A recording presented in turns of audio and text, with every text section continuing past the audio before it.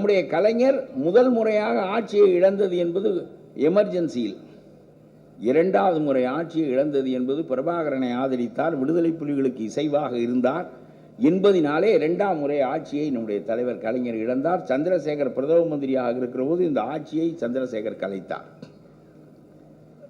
2 முறை கொள்கைக்காக தமிழின பற்றின் காரணமாக தன்னுடைய ஆட்சியை இழந்தவர் தலைவர் கலைஞர். இதேபோல் 2 முறை ஆட்சியை இழந்தவர் ஜெயலலிதா. ஒரு முறை கொடைக்கானல் பிளசன்ட் ஸ்டே ஓட்டல் வழக்கில் செய்த ஊழலுக்காக 2 ஆண்டு சிறை தண்டனை பெற்று ஆட்சியை இழந்தார். பிறகு குன்காவினுடைய நீதிமன்றத்தில் அதைவிட கூடுதலான ஊழலுக்காக 4 ஆண்டு சிறை தண்டனை பெற்று ஆட்சியை இழந்தார். ஆக 2 தடவை தாங்களாகவே பதவியை எரிந்து விட்டு போன ராஜாஜி காமராஜர் எங்கே? கொள்கைக்காக இவரிடமிருந்த பதவி பிடுங்கப்பட்டு, கொள்கைதான் பெரிது, பதவி பிடுங்கப்படுவது முக்கியமில்லை என்று கருதிய கலைஞர் எங்கே? ஊழலின் காரணமாக சிறைக்கு போய் தன்னுடைய பதவியை இழந்த ஜெயலலிதா எங்கே? ஜெயலலிதா இந்த ஆட்சிக்கு வர தொடங்கிய போதே தமிழ்நாட்டினுடைய பெருமை, பண்பாடுகள் எல்லாமே சீரழிய தொடங்கிவிட்டன. எவ்வளவு மோசமான பெண்மணி! எந்த ஒருவரும் சொல்லுகிறேன், ஒரு முறை ஒரு தவறை செய்வார். எல்லா மனிதனும் தவறு செய்வார்கள், தவறு செய்துதான் கற்றுக்கொள்வார்கள், தவறுகளில் இருந்துதான் நாம் அறிவு பெறுகிறோம். ஆனால் ஒரே தவறை 2வது தடவை எந்த அறிவுடையவனும் செய்ய மாட்டான். ஏனென்றால் ஒரு தடவையில் பாடம் கற்றுக்கொண்டிருப்பான். ஒரு பிள்ளை தீயை சுடும், விளக்கை தொடும், சுடும், பிறகு விளக்கை கண்டாலே தள்ளி நிற்கும். ஒரு தடவை தான் சுட்டுக்கொள்ளும். 2வது தடவை அந்த பிள்ளை சுட்டுக்கொண்டால் பிள்ளைக்கு மூளை வளர்ச்சி இல்லை என்று அர்த்தம். அதுபோல ஜெயலலிதா ஒரு தடவை தப்பு செய்தார், 2 ஆண்டு சிறை தண்டனை பெற்றார். அறிவுடையவராக இருந்திருந்தால் அவர் சிந்தித்திருக்க வேண்டும். நாம் ஊழல் செய்தால் பதவி போய்விடுகிறது, சிறைக்கு போக வேண்டியிருக்கிறது, மரியாதை போய்விடுகிறது. ஆகவே நமக்கு என்ன குறைவு, நாம் இனியாவது திருந்திக் கொள்வோம் என்று அவர் செய்திருந்தால் உண்மையிலே அவர் அறிவுடையவர். A wise man never commits the same mistake twice என்று சொல்வார்கள். ஒரே தவறை 2வது தடவை செய்கிறவன் முட்டாள். இவர் ஒரு தடவை செய்த அதே தவறை 2வது தடவை செய்தார் என்றால் அதற்கு காரணம், இவர்களுக்கெல்லாம் ஒரு விலைப்பட்டியல் இருக்கிறது இந்த நீதிபதிகளுக்கு, அதை கொடுத்து நாம் வெளியே வந்து விடலாம் என்பதில் அவர் உறுதியாக இருந்தார். அதுபோல அந்த கொடைக்கானல் பிளசன்ட் ஸ்டே வழக்கில், டான்சி வழக்கில் அதற்குரிய விலையை கொடுத்து விட்டு அவர் வெளியே வந்து விட்டார். அப்புறம் அவருக்கு புரிந்து விட்டது, எல்லா நாய்களுக்கும் விலைப்பட்டியல் உண்டு, நாம் எதை பற்றியும் கவலைப்பட வேண்டாம், தமிழ்நாட்டை வேட்டைக்காடாக ஆக்கலாம் என்று அவர் முடிவுக்கு வந்தார். பிறகு அதே தவறை செய்தார். மீண்டும் இவர் மீது சொத்து குவிப்பு வழக்கு போடப்பட்டது. குன்கா நீதிமன்றத்தில் இவருக்கு 4 ஆண்டு கால தண்டனையும் 100 கோடி ரூபாய் அபராதமும் விதிக்கப்பட்டது. அப்பொழுதும் இவர் என்ன செய்தார், முதலிலே அந்த நீதிபதிகளை திருத்தியது போல குன்காவையும் திருத்த முடியும் என்று புறப்பட்டார். இந்த நவநீத கிருஷ்ணன் மாதிரியான ஆட்களெல்லாம் ராஜ்யசபாவுக்கு போகிறார்கள் என்றால் புரோக்கர் வேலை பார்க்கிறவன் தான் அங்கே ராஜ்யசபாவுக்கு போவான். ஆகவே அந்த நம்முடைய ராதாகிருஷ்ணனை கூப்பிட்டு போய் அந்த ஜட்ஜுகளை பார்த்து சரி செய்து விட்டு வா என்று அனுப்பினார். ராதாகிருஷ்ணன் ஒரு கூட்டத்தை கூட்டிக் கொண்டு போனார். நேரடியாக குன்காவிடம் போகாமல் குன்கா மாமனாரிடம் போனார். ஐயா, என்னையா நீங்கள் இப்படி இந்த அட்டை வீடு மாதிரி இருக்க வீட்டில் இருக்கீங்களே, நீங்கள் மைசூர் அரண்மனை மாதிரி பெரிய அரண்மனையில் இருக்க வேண்டிய ஆளுநர். ஐயா, அதுக்கெல்லாம் எங்கேயா நமக்கு விதி இருக்குது, இப்போ என்ன விஷயமா வந்தியே ஐயா, நம்ம இப்போ இதில் தான் நான் ரொம்ப காலமாக இருக்கேன், என்ன விஷயமா வந்தியன்னார். அட வாங்கய்யா, நாங்கள் ஒரு அரண்மனையே கட்டித்தரோம், அதுக்கு என்னையா பண்ணணுன்னார். இந்த மாப்பிள்ளை குன்கா இருக்கான் இல்லையா, அவங்கள்ட்ட கொஞ்சம் சொல்லி இந்த கேஸை கொஞ்சம் அழுத்தி விட சொல்லையா. ஆமாம், அவர் ரொம்ப உற்சாகப்படுறாரு. அந்த கேஸை கொஞ்சம் அழுத்தி விட சொல்லையான்னார். உடனே அந்த மாமனார் சொன்னாராம், ஏன்யா ஒழுங்காக என் மகன் அந்த வீட்டில் குடித்தனம் நடத்திக்கிறதுக்கா, அவன் அடித்து வரட்டிடுவான் என் வீட்டை விட்டு, என் வீட்டுக்கு வந்துடுவா, இது நீ ஏன் நல்ல வேலை செய்கிறியே, நீ எனக்கு வீடு கட்டித்தரேன்னு கிடைச்சி என் மக வாழ்க்கையை கெடுத்து விடுவா போல இருக்குன்னு சொல்லி போயா அப்படின்ட்டார். இவன் பார்த்தான், இவங்கிட்டெல்லாம் போகிறதுல ஒன்றும் புண்ணியம் இல்லை, நேராக குன்னுகாட்டே போகன்ட்டு போயிட்டான். குன்னுகாட்டே போய் நேராக பேசுகிறாங்க, அவர் மாவட்ட நீதிபதி தானே நினைக்கிறான். அப்போ சொல்கிறேன், ஐயா பார்த்து பண்ணி விடுங்கய்யா, நாங்கள் என்ன வேணாலும் செய்கிறோம், என்னையா உலகத்தில் எவனும் செய்யாதையா, அந்த அம்மா செஞ்சிட்டாங்க, எல்லாரும் தான்யா செய்கிறாங்க, லல்லு முலாயம் இதெல்லாம் இதாயா செய்கிறாங்க அப்படின்னு சொன்னாங்க. என்னையா இப்படி வந்து பேசுகிறா, இப்போ என்னையா பண்ணணுங்கிறாய்னா, நாங்கள் பார்த்து பண்ணுறேயா, நீங்கள் என்னையா பண்ணுவாயின்னு கேட்டார் அந்த ஜட்ஜு. அவங்க மனநிலையும் தெரிஞ்சுக்கணும்ல. ஒரு 100 கோடி ரூபா தர்றேங்கன்னாங்க.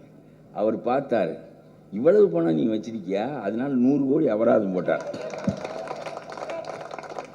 இவங்க 50 கோடி சொல்லியிருந்தா 50 கோடி தான் அபராதமாக இருக்கும். போட்டார் ஒரு 100 கோடி அபராதம், போங்கடா கட்டுங்கடான்னு.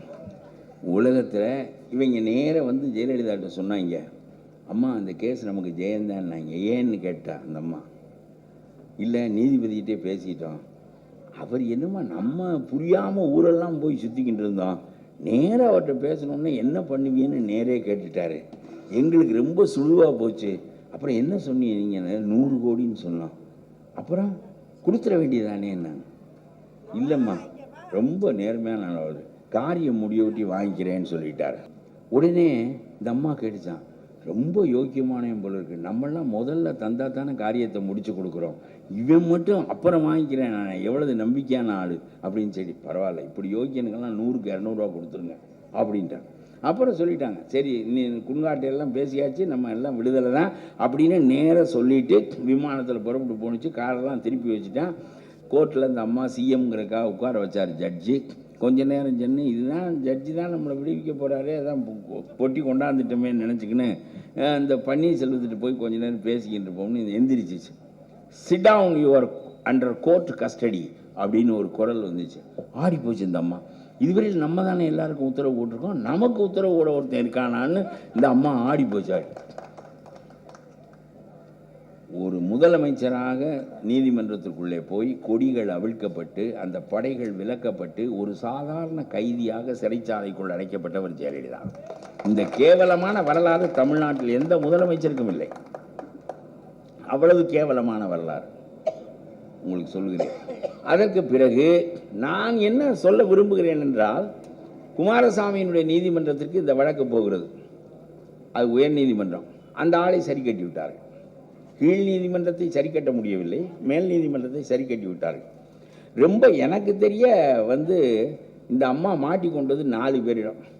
ஒன்று நல்லமன் நாயுடு, ரொம்ப நேர்மையான போலீஸ் அதிகாரி, டிஎஸ்பியாக இருந்தார். அவர் தான் இந்த ஆவணங்களை எல்லாம் சேகரித்தவர்.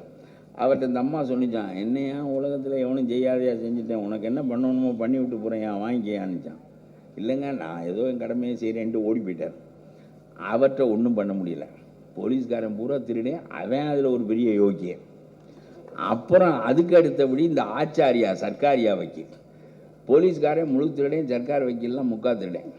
இவன் பூரா சர்க்காருக்கு வழக்காட மாட்டான், நம்மகிட்ட காசை வாங்கின்னு அவுத்து விட்டுருவான். சர்க்கார் வழக்குகள்லாம் தோக்குறதுக்கு காரணம் சர்க்கார் வக்கீல் தான்.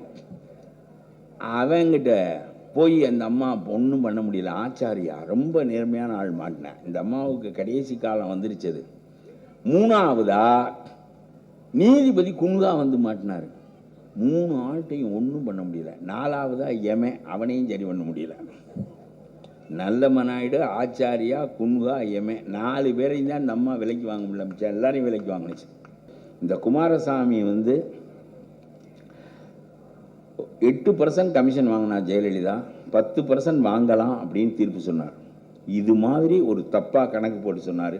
ஆனால் சுப்ரீம் கோர்ட் பின்னாடி சொன்னிச்சு 330% அவ லஞ்சம் வாங்கியிருக்கான். அது கிடக்கட்டும். கணக்கு போட தெரியாதவன், தீர்ப்பு சொல்ல தெரியாதவன், சட்டம் தெரியாதவன், 8% லஞ்சம் வாங்கலாம்னு சொன்னவன், இவெல்லாம் உயர்நீதிமன்ற நீதிபதியாக நம்முடைய நாட்டில் இருக்கிறார்கள். நான் சொல்லுகிறேன், இப்போ ஜெயலலிதா வழக்கு ஒரு பக்கம் இருக்கட்டும், there is no accountability for judiciary. நீதிமன்றத்திற்கு ஒரு பொறுப்பு கிடையாது. நீதிபதிகள் தவறு செய்வார்களே ஆனால் அவர்கள் தவறாக தீர்ப்பு சொன்னது குறித்து விசாரிக்கப்பட வேண்டும். அமெரிக்காவில் அந்த முறை இருக்கிறது, இந்தியாவில் அந்த முறை இல்லை. குமாரசாமி குற்றவாளியான ஜெயலலிதாவை விடுதலை செய்வார், பிறகு வீட்டுக்கு போய் பென்ஷன் வாங்கி கொண்டு சௌரியமாக இருப்பார் என்று சொன்னால் நிரபராதிகள் குற்றவாளியாவார்கள், குற்றவாளிகள் நிரபராதியாவார்கள். இத்தகைய நீதிபதிகள் உரைத்த நீதிபதிகளுக்கு பொறுப்பு கிடையாது என்று சொன்னால், அக்கௌண்டபிலிட்டி கிடையாது என்று சொன்னால் நாம் எதை நம்பி வாழ்வது?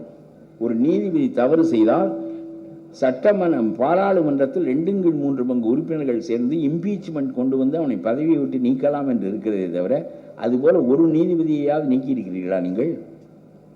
கத்து 1ஆம் நம்பர் மோசமான ஆளு. நம்ம ஈரோடு சதாசிவம் இப்போ கேரளா கவர்னராக இருக்காரு, 1ஆம் நம்பர் மோசமான ஆளு. அப்புறம் வந்து நம்ம ராமசாமின்னு ஒருத்தர், அவர் இம்பீச்மெண்ட் வரலும் வந்து தப்பிச்சிட்டாரு. அப்புறம் பாலகிருஷ்ணன் ஒரு ஆள், எனக்கு தெரிய 4-5 பேர், இன்னும் எத்தனை பேரோ. இவர்களெல்லாம் தங்கள் விருப்பத்திற்கு தீர்ப்பு சொல்வார்கள். காசுக்கு ஒரு தீர்ப்பு சொல்வார்கள், காசு இல்லாததற்கு ஒரு தீர்ப்பு சொல்வார்கள். நிரபராதிகளை குற்றவாளி ஆக்குவார்கள், குற்றவாளிகளை நிரபராதி ஆக்குவார்கள் என்று சொன்னால் இது என்ன நாடா என்று கேட்கிறேன்.